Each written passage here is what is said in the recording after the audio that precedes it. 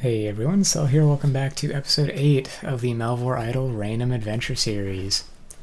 Been a few days since the last episode yet again, and gonna jump right into it here with some pets. You may notice I've been doing quite a lot of crafting, almost 100 mil Mastery XP for the green Dead body. Also got the crafting pet, Carl, from that old internet video. It's like an animated llama thing, I don't remember what it's called, but clearly a reference. Minus 0.2 seconds crafting interval, which is great. Stacks with the mastery pool checkpoint here for a total reduction of 0.4. So from 3 down to 2.6 increases production by quite a bit. You might even say by roughly 15% if you did the math on a calculator real quickly. And in addition to that, if we go to, where is this? Completion log, pets. Also picked up Ty, the mastery pet. So 3% global mastery XP there. Seems like a pretty good one to get early on, because mastery is often a pain, and there are a lot of things tied to it, like astrology stuff, for example, or in general, you want to get to the 50 or 95% checkpoint as soon as you can a lot of the time, so that is nice for that. And I also did some more dungeons, as you might be able to tell by my sunset rapier. So I got pretty lucky on this one as well. I did a couple of deep sea ship dungeons and got enough silver bars to upgrade my adamant plate body. So I did that, give some strength bonus now, a little bit better defenses.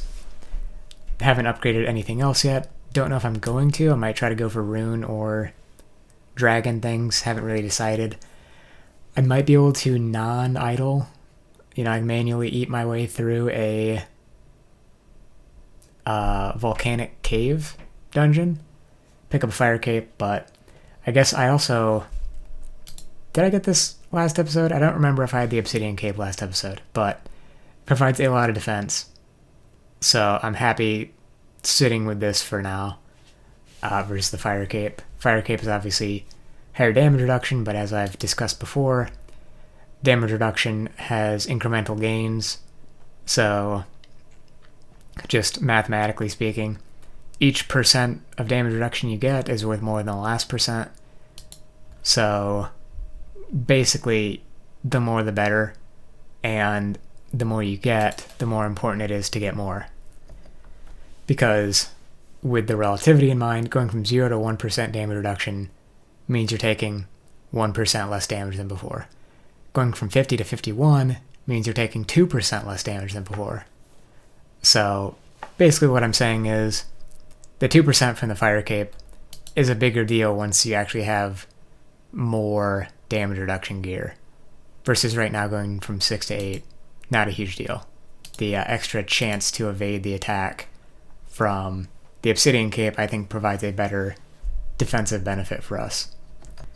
Obviously, if you're going for a fully idle type of setup, then the damage reduction is king there, because you want to hit the breakpoint of being able to have enough damage reduction that the enemy's max hit is lower than your auto-eat threshold. So that is the main consideration for early damage reduction. As for food, I've been using watermelon still.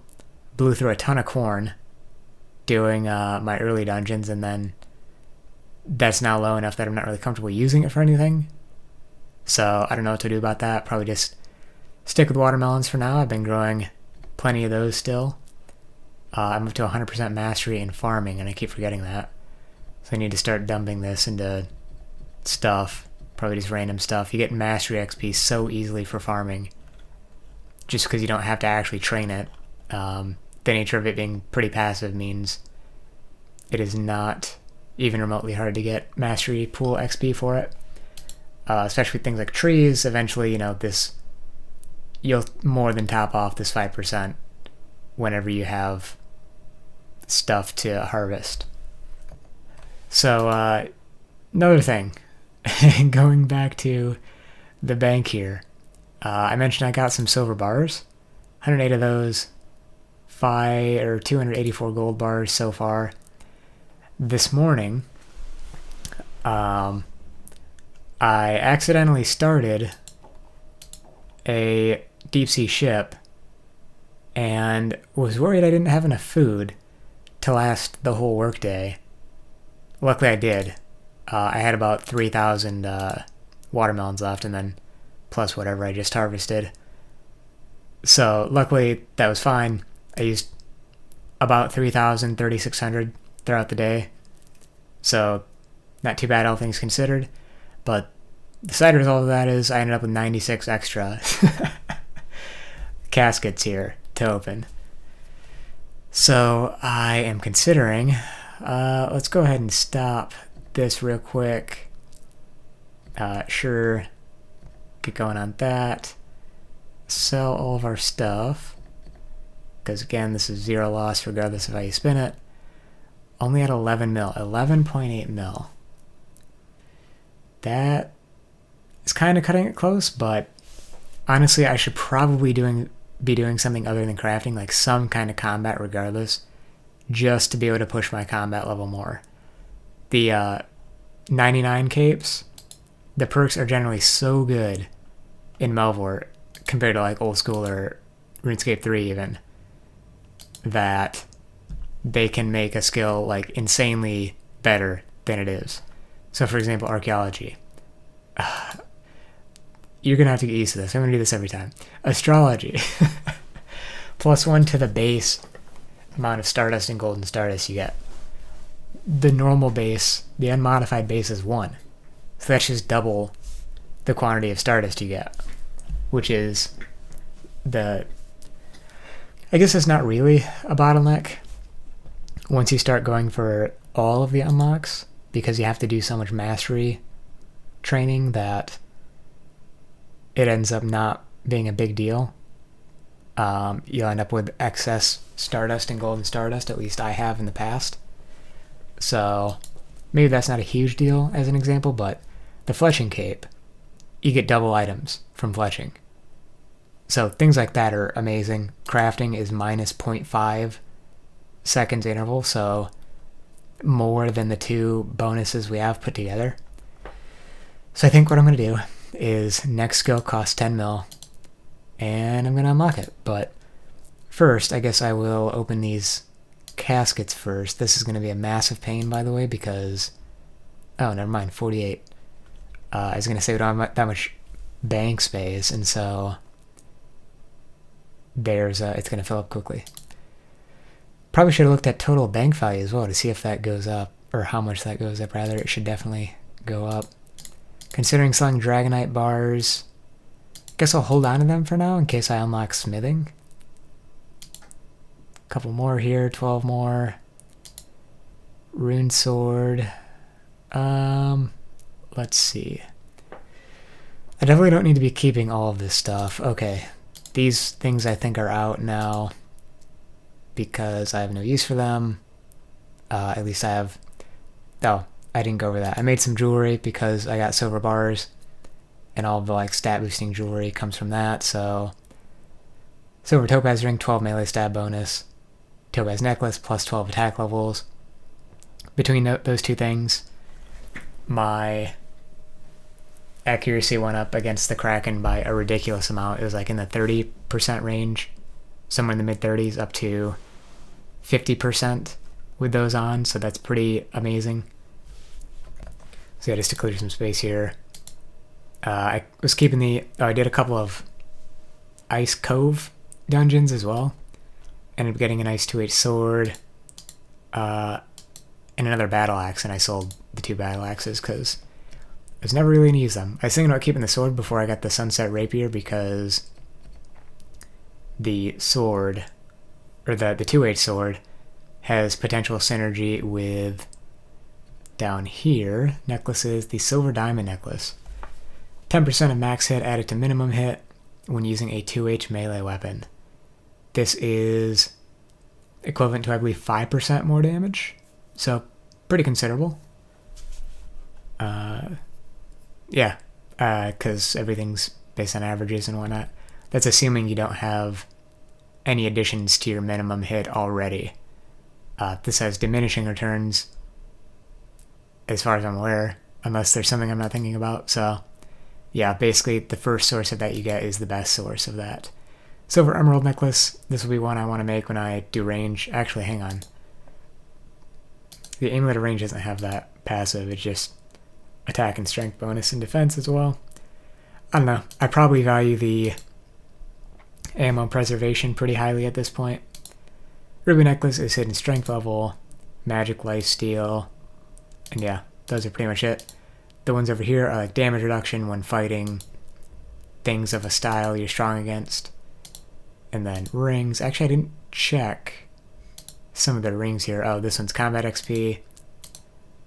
Reflect ring. But again, most of these I could have made before because I already had the gold bars. Oh, silver diamond ring is useful as well. 1% damage reduction in case we start edging our way towards some higher level dungeons. The silver emerald ring is better than I thought it was. 8 range strength? That's more than the amulet of ranging. It's kind of insane. Then the ruby ring slash and strength bonus is always good. So glad to have those silver bars and glad to know that I can do more deep sea ship if I really need to like crank out some silver bars or something. And then obviously getting the Amulet of Torture or the Ancient Sword would be great. Keeping in mind, by the way, apart from jewelry, this is the gear I did the deep sea ship with, except with an ice sword instead of the sunset rapier. It was pretty slow at first, but I wasn't taking a lot of damage, which is the important part. So I was comfortable idling it. It was within my auto-eat threshold, the boss's max hit that is, and I was like, alright, this is probably the most productive thing I can do, get a huge weapon upgrade. And I figured there are 3 things on the table that would be a good weapon upgrade in the Sunset Rapier, the Dragon Sword, and the Ancient Sword. So, all great things to potentially get. Then Amulet of Torture as well. Like I said, if I get one of those, it would be great. You can see here I've done a total of 185. Had about 90 something before this opening. I got my Sunset Rapier pretty early. It was somewhere in the 50 or 60 range. So yeah, pretty lucky on that. Let me look up the race real quick. Sunset Rapier is a 5 in 641, which is a roughly 1 in 128.2. So I got pretty lucky on that, like half the drop rate, but we're over the drop rate now, so, you know, realistically would have gotten it by now. And of course, there's another one. So I guess what I'm going to do is get rid of all my other swords, since I now have a backup, just to keep some inventory space clean. And I will sell off the rune sword. I was keeping the rune sword as like a worst case scenario fallback sort of deal. And can probably get rid of these helmets as well. Don't know if I'll be needing one and the adamant shields and whatnot. Anyways, I think it's time to spin the wheel. Gonna spend 10 mil, gonna drop below a super comfortable amount of cash. But oh well, before I do that, I guess I forgot to mention that I did buy Auto Eat Tier 2, which cost 5 mil, and a few more bank spaces. So, some money spent there, otherwise I don't really have anything else to spend it on at the moment, so that's what I've been doing. I've been buying a ton of leather and dragonhide, of course, but those are profitable, so not really an investment, so to speak, in the same manner of speaking anyways. Alright, it is time to spin the wheel. I'll give you a second to spot check the list on the right over there, make sure everything's in order. Looking at it real quick on my side, it seems to be. So let's go for it.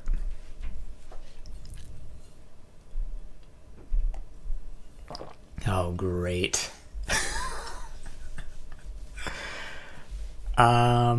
Okay, actually, this one isn't completely useless. because of some other prep I've done, so let's get back to it, I guess. Alright, Herb Lord is 10 mil. Have to unlock it as per the rules. Next skill is 25 mil.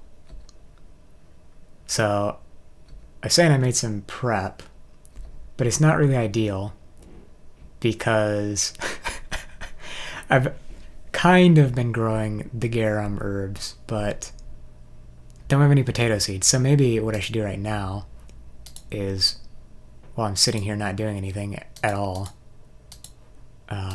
move over to this, equip that, and start slaying some farmers. Junior farmers drop potato seeds. They don't. Does anything else drop potato seeds? I'll just fight the junior farmers and hope I have enough bank space. But yeah, so plant seeds, potato seeds, definitely in order. I wonder what kind of potions I can even make with the resources I have available. I'll have to look into that. Might do so really quick and report back. Okay, I have incredibly good news. Herblore is useful. So early on, pretty much just up until level 5, I'll have to make the bird nest potions. But then beyond that, everything's good, pretty much. Looking at here at the wiki, in terms of combat early on, we have melee accuracy and evasion potions, range potions, and I guess those are the main ones, but because they scale with mastery level and their effectiveness, as long as I have the supplies to make a ton of potions, I can get them to the point of being pretty good. So for example, the range one is 20% range, accuracy, and evasion. Melee one is split out, melee accuracy, melee evasion, up to 25% at the highest level. And then later on there's some stuff that is interesting, but we don't really have the means to get right now in terms of the combat stuff. I realize you can't see what I'm talking about, but I'll get into that in a second. Then on the skilling side, big thing is at level 49, we can make the crafting potion cost 1 lemon tile herb and 3 leather. So we can buy the secondary ingredient. And it gives between 5% chance to double items in crafting, up to 25% chance. So that is a means of increasing our crafting production and cranking up the amount of money we can make per hour through crafting, which is great, because that's our main moneymaker right now. Now, I don't currently have any lemon tile. I think that was the herb it needs. Guess I better double check that after this, but after this batch of seeds is done, I will be full force on farming the lemon tile, and actually, I will probably want to dump some mastery points into it so I can make sure I'm getting seeds back. Should have done that instead of onions earlier, but yeah, even if I need to go kill some things for seeds, won't be a huge deal. Time spent on that will be minimal, I think. There's a similar potion for fletching as well, so that might be nice if we eventually get into doing anything with fletching. Then some of the more interesting combat stuff, like I said, is higher level, so it'll be, I think, probably a good idea to make a ton of skilling stuff that is useful now, as a way to bulk out the XP a little bit, maybe work on mastery checkpoints as well. Resource preservation and chance to double are pretty nice from here. So being able to work on that ahead of getting higher level and unlocking more stuff and getting the secondaries and herbs we need is going to be good, I think. So I don't think it would have actually been my first pick, but it is a lot nicer than something like rune crafting.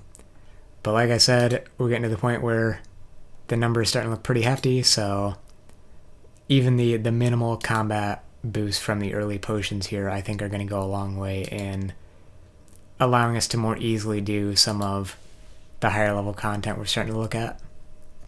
Anyways, I think that is going to be about it for this one. If you enjoyed the video, feel free to give it a like, comment, or subscribe. Mostly going to be, like I said, working on combat to gather secondaries for potions, actually making potions, and things of that nature. Anyways, I'll catch you guys in the next one. Peace.